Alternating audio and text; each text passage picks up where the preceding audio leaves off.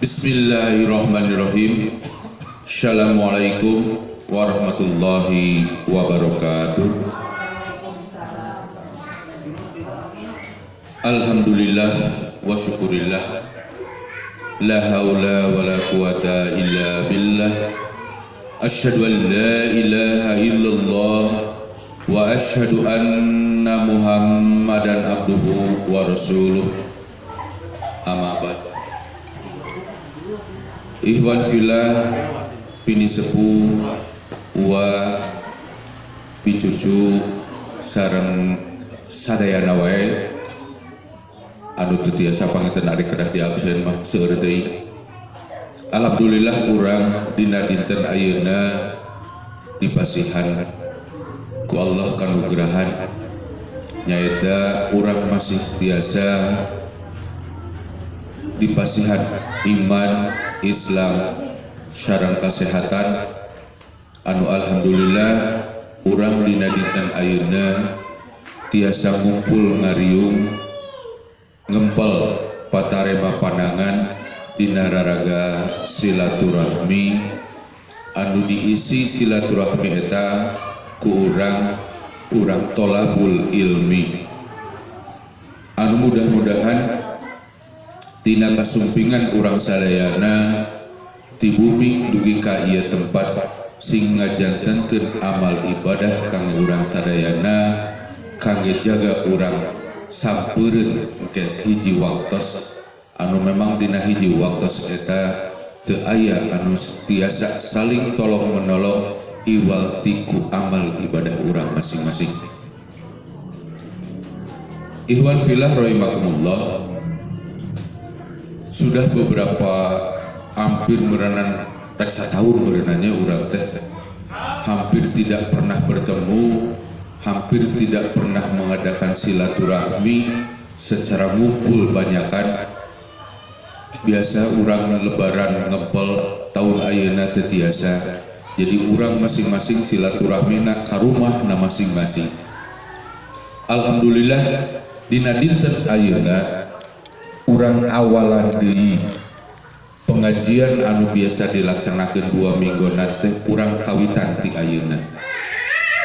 Walaupun dalam awal-awalan ini masih banyak tantangan, halangan dan rintangan, tapi itu pun tidak mengurungkan kita untuk senantiasa bersilaturahmi dan untuk senantiasa bertolabul ilmi. Alhamdulillah dari beberapa pertemuan yang telah tertunda kita berkumpul yaitu membahas tentang surat Al-Quraisy. Surat Al-Quraisy terdiri dari 4 ayat, diturunkan di kota Mekah yang artinya suku Quraisy atau kebiasaan orang-orang Quraisy pada waktu itu. Surat Quraisy yaitu surat yang ke-106. Ini sebetulnya kalau dari asbabun nuzul, surat Quraisy ini diturunkan setelah surat At-Tin. Jadi sekali lagi, surat Quraisy ini kalau dalam asbabun nuzulnya diturunkan setelah surat At-Tin. Tapi kalau di dalam Al-Quran yang disusun oleh Mushaf Utsmani, surat Quraisy ini ditulisnya setelah surat Al-Fil. Nah, jadi itulah dalam Al-Quran berdasarkan susunannya ini disusun oleh di zaman Utsman yang disebut sekarang yang Al-Quran yang kita pegang hari ini itu adalah Quran Mushaf Utsmani yang disusun di zaman Utsman bin Affan. Nah, kita awali A'udzubillahi minasyaitonirrajim. Bismillahirrahmanirrahim. Li'ila fi Quraisy li'ila sudah menjadi kebiasaan Quraisy, orang-orang kaum Quraisy pada waktu itu. Dalam sejarah di kaum Quraisy itu terdiri dari beberapa kabilah yang begitu banyak. Lamun di bahasa Indonesia, di urama di Indonesia terdiri dari beberapa suku yang begitu banyak. Ada yang disebut dengan kaum Khazraj, kemudian ada lagi satu lagi dua kabilah terbesar, ya, yaitu Khazraj dan kaum Aus. Itu adalah dua kaum Quraisy yang paling besar dan kedudukannya itu paling tinggi menurut kasta mereka. Nah, orang-orang Quraisy itu memiliki satu kebiasaan, memiliki satu peradaban yang begitu tinggi dibandingkan dengan peradaban-peradaban yang lainnya. Di zaman pada waktu itu di Jazirah Arab sudah memiliki kebudayaan yang begitu tinggi. Sudah ada yang disebut dengan syair, musik, itu sudah ada di zaman itu. Nah, oleh karena itu diabadikan oleh Allah sifat-sifat kaum Quraisy ini. Karena apa? Karena Nabi Muhammad Sallallahu Alaihi Wasallam terlahir dari kaum Quraisy. Nah, ini menjadi sebuah pertanyaan pada waktu itu. Karena apa? Karena dalam susunan kenabian dari zaman Nabi Ayub melahirkan satu kaum yang disebut dengan kaum naon? Dari Nabi Ayub itu melahirkan sampai Nabi Isa, yaitu Yahudi atau Bani Israel. Nah, semua pengikut pada waktu itu yang mengakui tentang keunggulan di muka bumi ini, yang melahirkan para nabi dan rasul adalah dari kaum Bani Israel. Nah, iya lamun cek urang Sunda mah ujung-ujung. Kenapa?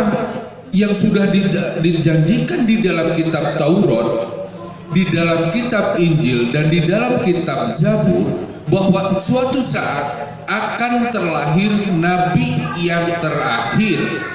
Tapi di situ tidak disebutkan, di dalam ketiga kitab tadi tidak disebutkan bahwa nabi yang terlahir itu tidak disebutkan dari Bani Israel. Mungkin saja ini adalah ujian. Cik orang diuji, cik Allah teh. Lamun satu saat Nabi bukan terlahir dari golongan Bani Israel, apakah mereka akan tetap beriman atau tidak? Dan memang terbukti mereka beralih dan berpaling dari ajarannya. Mereka tidak mengakui bahwa Nabi yang terlahir adalah seorang yang bernama Muhammad, bukan dari golongan Bani Israel. Sebab yang ditunggu-tunggu oleh mereka adalah Nabi dari kalangan Bani Israel. Ia ujung-ujung terlahir dari kaum Quraisy yang tidak pernah disebutkan di dalam kitab-kitab sebelumnya. Tidak pernah di dalam kitab Zabur, di dalam kitab Taurat, di dalam kitab Injil ada satu kaum di Jazirah Arab yang bernama Quraisy, tidak disebutkan itu. Makanya mereka menunggu tentang kenabian terlahir itu dari golongan mereka.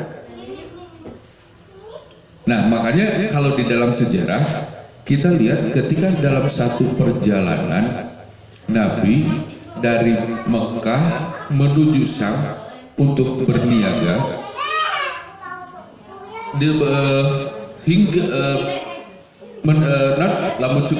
kemudian dia tinggal di satu tempat, bertemu dengan seorang pendeta seorang pendeta Nasrani, sahabat pendeta Nasrani teh labdi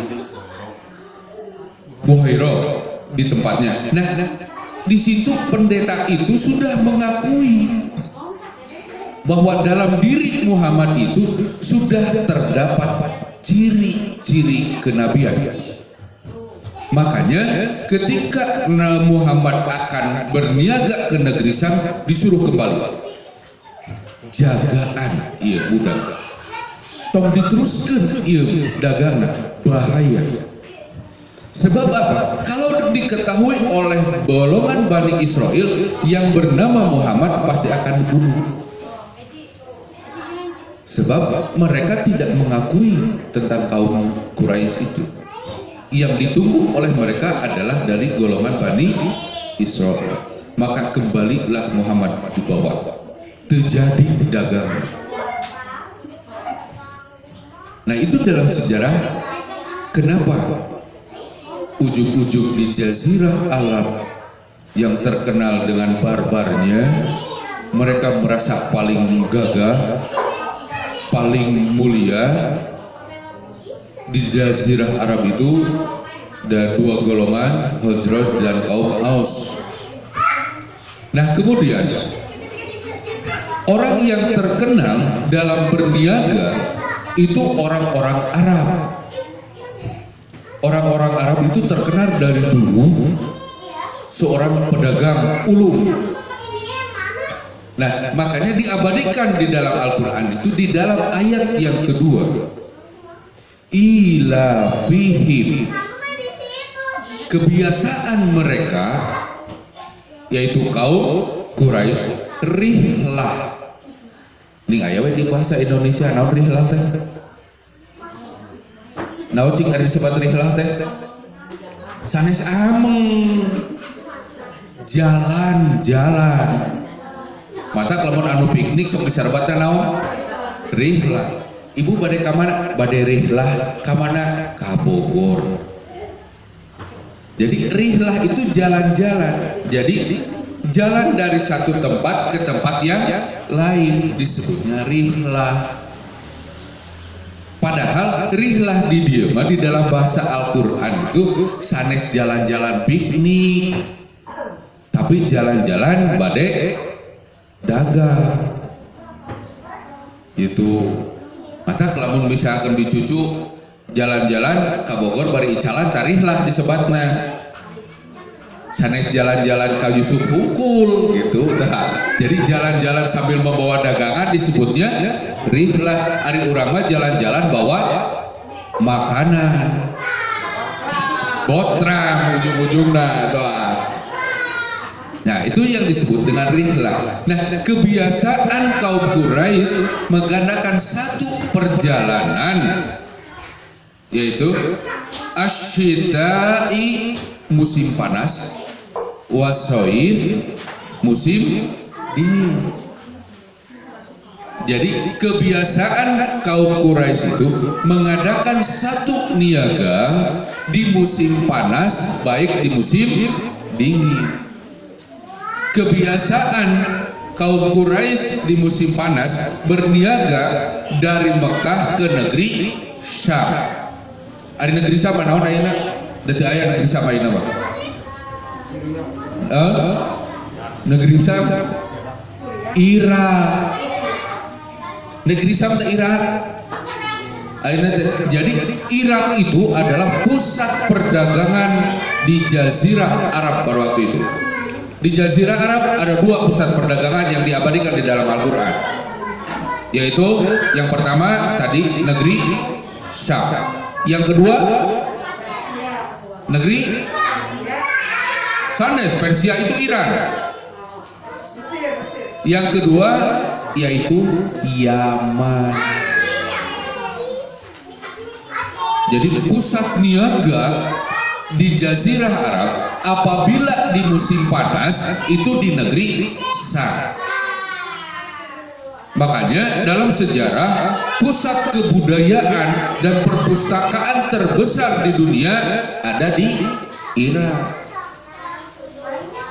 Karena terjadinya perang salib yang kedua Irak dibakar habis, perpustakaannya dibakar habis, dibawa ke Eropa. Jadi seolah-olah Eropa yang maju. Ilmu astronomi, siapa bapak ilmu astronomi? Avicenna. Apa Avicenna? Ibnu Rus. Tuh, jadi Avicenna, Ibnu Rus itu bahasa Arab. Pindah ke Eropa jadi Avicenna. Nah, bapak astronomi dan matematika itu adalah Ibnu Rus. Nah, karena perpustakaan di Irak dibakar habis ketika terjadi perang salib yang kedua, nah ilmu-ilmu itu dibawa ke Eropa dan dipelajari oleh Eropa. Jadi seolah-olah Eropa yang maju, umat Islam tinggalin. Akhirnya maju baru di urang masuk mulai mengklaim, wah da baheula jadi Islam geus aya, tah eta kesalahan urang. Jadi hanya bisa mengklaim dari hasil perjuangan orang lain. Nah, jadi inilah kebiasaan orang-orang Quraisy yang berniaga apabila di musim panas mereka berdagang ke negeri Syam yang disebut dengan Irak sekarang. Nah, apabila mereka di musim dingin, ya, mereka berniaga ke negeri Yaman. Buktinya Yaman sekarang gimana? Hancur. Yaman yang dulu terkenal dengan pusat perniagaannya, Yaman yang terkenal dengan bercocok tanamnya, hancur oleh perebutan. Makanya sekarang Yaman kan terbagi dua. Ada yang disebut dengan Yaman Utara dan Yaman Selatan. Baheula mah nggak ada Yaman Utara dan Yaman Selatan, yang ada cuma satu Yaman saja. Karena negerinya subur, terkenal dengan pusat perekonomian, perniagaan, kemudian pertaniannya adalah negeri Yaman. Makanya setiap negara yang di situ subur makmur pasti jadi rebutan. Sampai hari ini Indonesia pun kan begitu. Negara yang subur makmur jadi rebutan negara-negara lain. Jadi orang Indonesia asli nama tersisihkan. Nah, sama ini kejadian pengulangan sejarah. Ternyata sejarah itu akan terus berputar seiring seperti roda mobil, roda motor, dari titik atas menuju ke bawah, suatu saat akan kembali ke atas.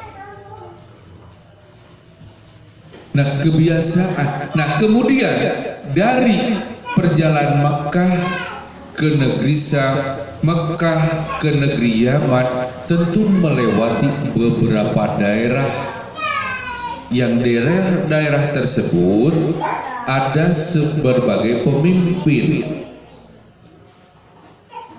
Nah, saking dihormatinya orang-orang Quraisy itu, setiap mengadakan satu perjalanan itu senantiasa dilindungi oleh para pemimpin negara tersebut. Saking dihormati dan dihargainya. Duka merenya lamun di urang mah kalau mereka luar negeri teh menaon Kang Firly bayar naon visa merenya lamun urang rek ngalewat satu negara tuh bayar pajak di situ. Nah, itu senantiasa dilakukan oleh orang-orang Quraisy. Makanya setiap melewati satu tempat tidak pernah ada satupun yang mengganggu kafilah Arab Quraisy. Padahal di dalam sejarah terkenal di antara Mekah dan negeri Syam, di antara Mekah dan negeri Yaman ada satu daerah yang disebut dengan daerah begal. Di urang naon merenang bajing luncat lah. Itu ada. Tapi ketika setiap orang-orang kafilah dagang dari negeri Arab, mereka tidak pernah sekalipun mengagumi. Daerah yang terkenal dengan daerah perampoknya itu nggak pernah sekalipun mengganggu kabilah. Dan mereka senantiasa dilindungi oleh para penguasa negara-negara tersebut. Tidak pernah diganggu. Nah, inilah kemuliaan dan kebesaran kaum Quraisy itu yang dilindungi oleh Allah. Makanya diabadikan di dalam Al-Quran.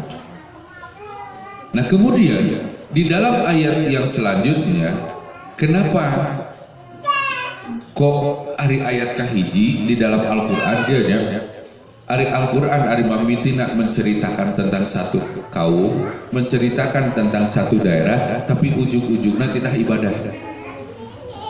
Sok tinggal dibaca di Al-Quran pasti gitu.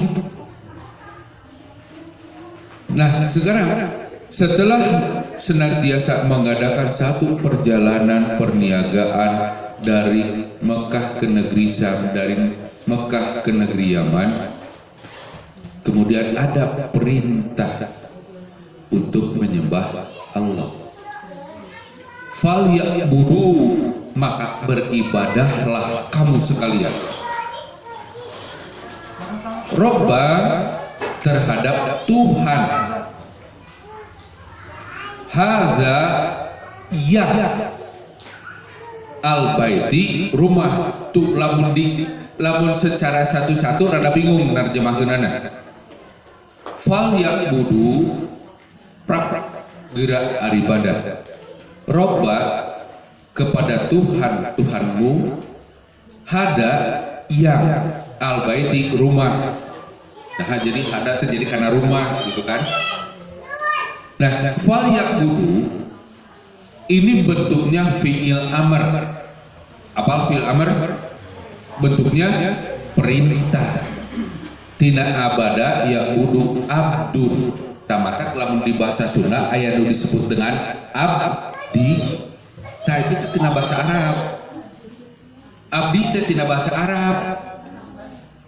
Abdi teh hamba yang senantiasa memohon dan berdoa. Mata kalau menyebutkan abdi taradaek ibadah ganti kuring gitu. Jadi abde tak jadi we kadina teh abdul hamba.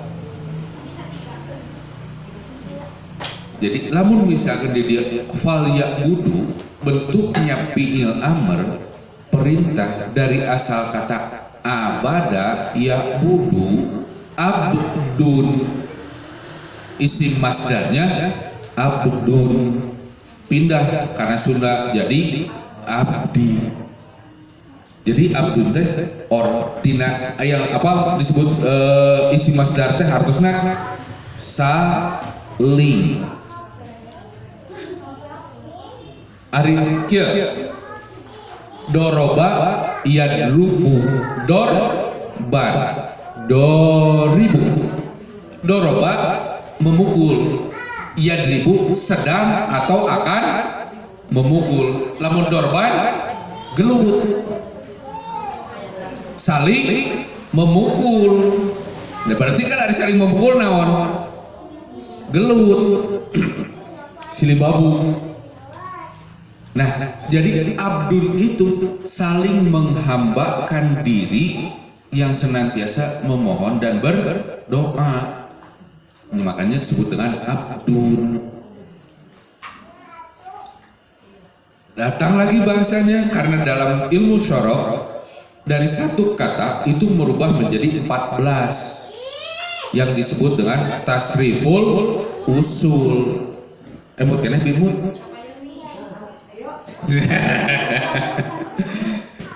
Nah, ya jurusan pesantren hukum ya, lulusan pesantren biar aku hari update ya. Itu lulus.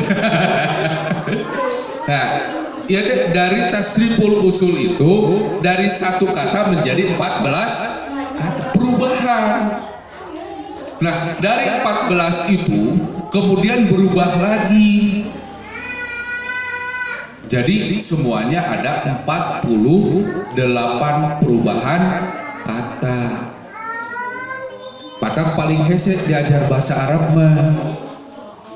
Lamun bahasa Inggris mah paling jadi berapa? Kang Firly, bahasa Inggris mah ada past tense, present tense, kan ayat 8 ya kalau masalah. Kalau bahasa Inggris perubahannya, perubahan kata itu ada past tense, present tense, berapa? 10.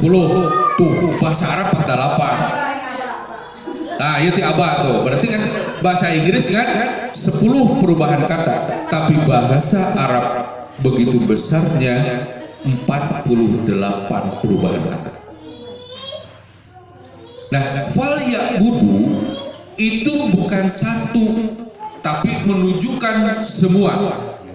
Semua berarti menuju kepada yang satu. Nah, itu kelebihan bahasa Inggris. Tapi kelebihan bahasa Inggris lupa, punten. Kelebihan bahasa Arab. Semua tapi menunjukkan kepada yang satu. Nah, fal ya'budu, maka segeralah kamu sekalian menyembah kepada siapa? Robba. Robba itu bukan asalnya bukan Tuhan, tapi penguasa. Bukan di dalam surat Al-Fatihah. Bukan di dalam Al-Fatihah. Penguasa Robba. Ayat yang kedua, Robbil Alamin, penguasa alam. Nah, disitulah kelebihannya. Kadang-kadang bahasa Arab itu arti asalnya begini, katanya begini, tapi dalam terjemahannya akan berbeda. Nah, itu kelebihannya bahasa Arab. Contoh, Maliki Yaumiddin, artinya Maliki naon hartosna? Raja yang menguasai, din hari akhir, tapi nanti disebut agama.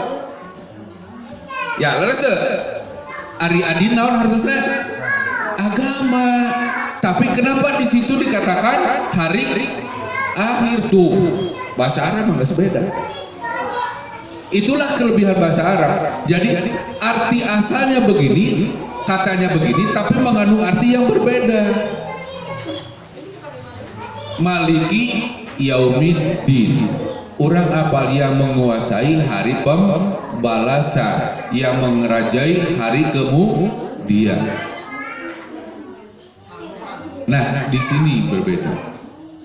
Itulah gambaran. Maka orang sering atau orang diajar orang babarengan diajar sedikit-sedikit. Banyak lulusan pesantren tinggal mengulang kembali pelajaran-pelajaran yang dulu, yang sudah terlewatkan, yang sudah tersisihkan, yang sudah terpinggirkan, buka di memori.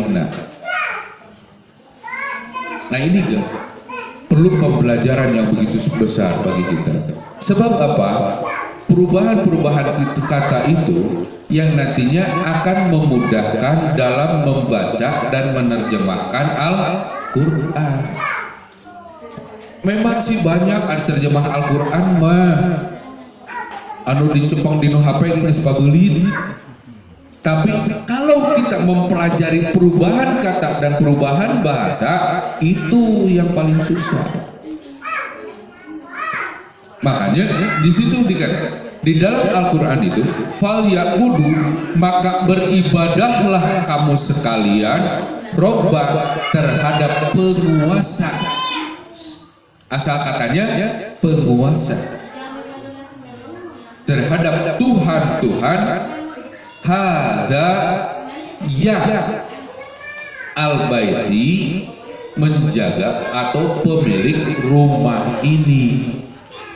Naon rumah ini teh? Ka'bah. Ikhwan fillah rahimakumullah, kita mengulang sejarah. Adanya rumah Ka'bah yang membangun siapa? Nabi Ibrahim yang membuat rumah itu kernyimpen istrinya saha Siti Hajar dan anaknya Ismail. Nah, di situ Nabi Ibrahim bermimpi bahwa beliau harus mengasingkan anak dan istrinya di satu lembah yang sunyi dan sepi yang jarang dilalui oleh orang-orang. Makanya berenang Ari anu tos beribadah haji apal sejarahna didinya teh hiji dari Mekah itu ada yang disebut dengan sa'i, yaitu lari-lari kecil dari Safa ke Marwah. Sejarahnya apa? Siti Hajar mencari sumber air. Diabadikan di dalam Al-Quran ada itu. Nah, kemudian karena seiring dengan perkembangan zaman, di setiap ada sumber air pasti di situ ada sumber kehidupan. Nah, banyaklah orang yang singgah ke tempat itu. Anu tadina tempat eta sepi jempling, jarang ada orang yang lewat karena di situ ada sumber kehidupan yang disebut dengan sumber mata air naon zam. Banyaklah singgah orang. Maka kalau terjadi sering jadi tempat persinggahan, maka bakal timbul yang disebut dengan perkampungan. Makanya adalah di perkampungan. Nah, kemudian pada kesininya ada di dalam surat Al-Fil, yaitu Rajana Abroha yang ingin menghancurkan Ka'bah. Tapi janji Allah bahwa Ka'bah itu adalah milik Allah yang tidak dapat dihancurkan. Nah, mungkin 2 minggu yang akan datang dibahas. Ka'bah dari dulu itu adalah tempatnya beribadah. Jadi baheula geus aya gitu di kota Mekah teh. Di kota Mekah itu ada sebuah peradaban, tempatnya pusat ibadah. Cuman ibadahna kaum Quraisy baheula ketika menyembah Lata dan Uzza sama aya disebut dengan tawaf. Kada di zaman baheula di sebelum Nabi Muhammad aya tawaf teh. Aya disebut dengan tawaf. Cuma tawaf di zaman dulu ditaranjang. Sok buka dalam sejarah. Jadi beribadah mereka itu bertelanjang, laki-laki ataupun perempuan sama. Jadi tawaf sama, ada tawaf ngurilingan Ka'bah, tapi bertelanjang mereka semua.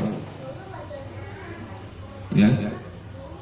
Kemudian cara beribadahnya pun berbeda. Aya nu sambil joget, aya nu sambil acreud-acreudan, apalagi dari bahasa Indonesia acreud-acreudan ngomong. Jingkrak-jingkrak sebenarnya. Nah, mereka sama beribadah. Nah, ibadah itu disempurnakan oleh Rasulullah yang disebut dengan tawaf. Nah, berbeda. Nah, Iwan filah rahimahullah, siapakah pemilik rumah ini? Adalah Allah yang memelihara, diberikan kepada keluarga yang dari keturunan Bani Hashim.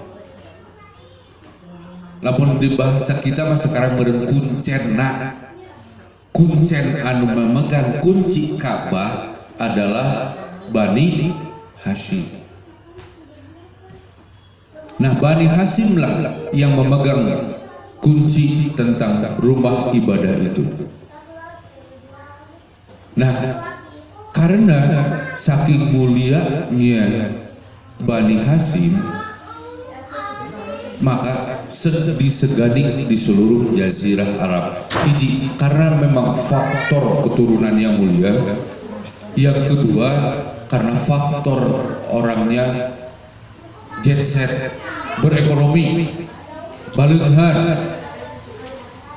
Orang Bani Hasyim itu orang-orang terkaya di Jazirah Arab.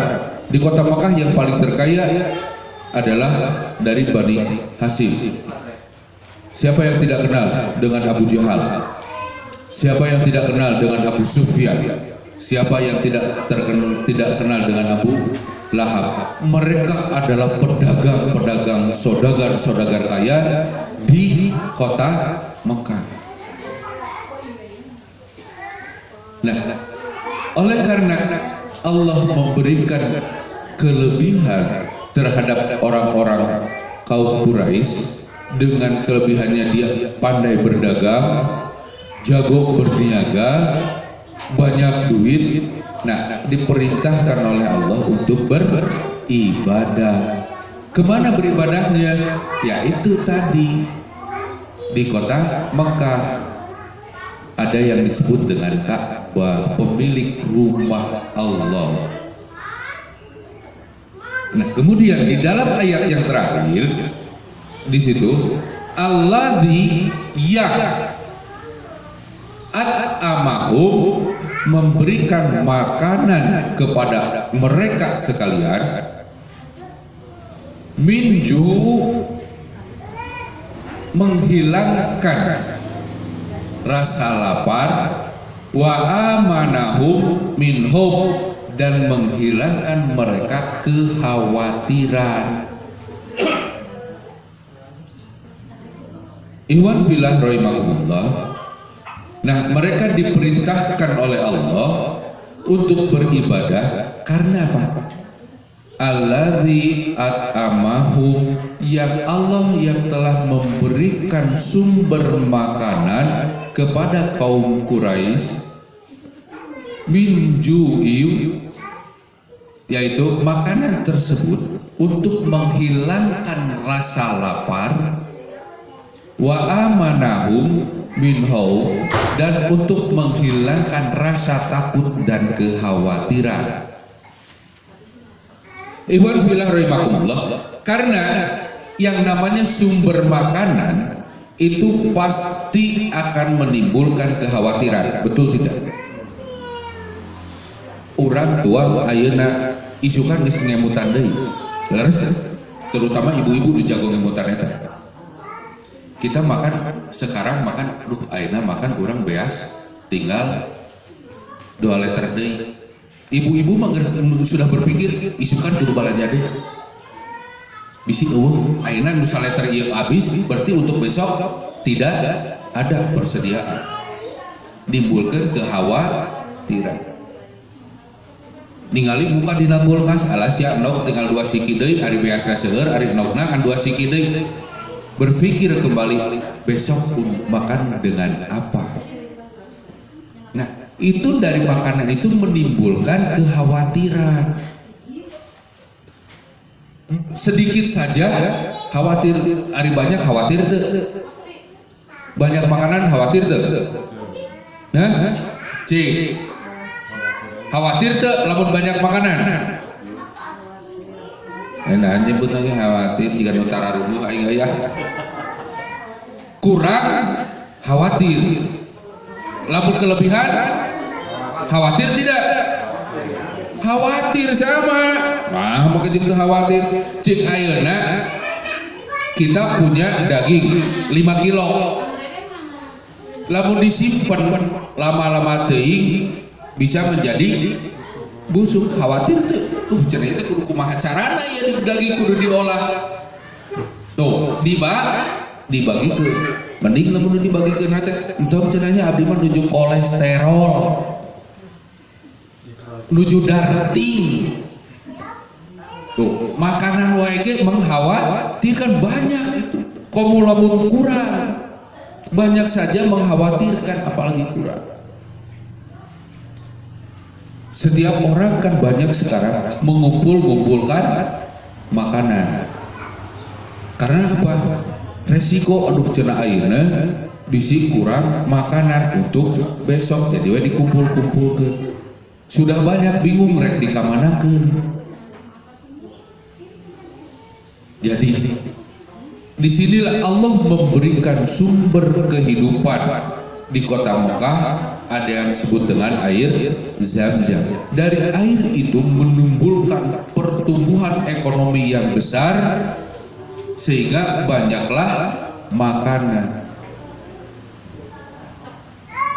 Kemudian silakan buka di dalam surat Al-Baqarah ayat seberapa hilang dinya tadi canak bukuna. Manusia diberikan sifat keluh kesah. Tinu naon wae keluh kesah di dinya na. Apal teu? Cek keluh kesah manusia di situ apa? Satu, karena takut kekurangan makanan. Keluh kesah tuh sudah jelas di dalam Al-Quran. Satu, kekurangan ekonomi, takut miskin. Nah itu lumrah manusia, makanya ada di dalam Al-Quran. Lamun manusia tidak pernah berkeluh kesah, bukan manusia namanya. Tuh, keresek cenah tuh. Yang namanya manusia pasti keluh kesah, pasti aja ada. Cuman dari keluh kesah itu dikembalikannya kemana? Ke Allah setempat beribadah. Falyabudu tah didinya kembalinya. Iya karena budu wa iya kanas ta'i. Hanya kepada Allah lah kita beribadah, dan hanya kepada Allah lah kita mohon pertolongan. Aduh aing mah lalu pada aduh kudu diulang deui Al-Fatihah gitu. Manya kena diulang deui mimiti. Ya ieu beunanya saking lama teh di download teh ieu. Saking lama di download teh ieu. Jadi we lalu pada pan urang dia bahasan pertama Al-Fatihah terus nyambung ke sini. Nah, Al-Qur'an itu pasti akan berkaitan terus dari satu ayat ke ayat yang lainnya. Ada kaitan, jadi Al-Quran itu tidak berdiri sendiri. Ayat itu tidak berdiri sendiri, tapi dari ayat yang satu akan bertemu dengan ayat yang lainnya. Cobalah misalkan orang belajar, biasa kan orangnya terutama bapak-bapak anak sok di Kang Cece orang ngaderes Quran itu dari surat Al-Fatihah terus baru tamat kabarnya Al-Maidahnya. Nah itu dari Al-Fatihah itu ke Al-Maidah itu ayat nyambung terus ayat gitu tak. Ada dari Al-Fatihah itu ada di dalam surat Al-Baqarah, di surat Ali Imran, ada itu kaitanannya. Makanya berbahagialah kita yang senantiasa mau menggali dan mempelajari, bukan hanya sekedar membaca. Sebab kalau yang namanya membaca mah anak TKG harus diajar baca, tapi pemahaman mah kan tidak pernah diajarkan. Nah, untuk kita saatnya yuk belajar baca, kemudian digali, dipelajari, yang mudah-mudahan dari hasil penggalian dan pembelajaran itu menghasilkan kajian untuk kehidupan kita sehari itu. Nah, ini perintahnya ke siapa di dalam surat Quraisy itu? Ayat yang ketiga dan yang keempatnya. Perintahnya ke siapa? Awalnya ke orang Quraisy, itu kan sebutkan ke orang mah. Jadi parentahkeun baheula. Tapi karena Al-Qur'an tadi sudah disebutkan bahwa Al-Qur'an itu menyebutkannya satu tapi untuk semua.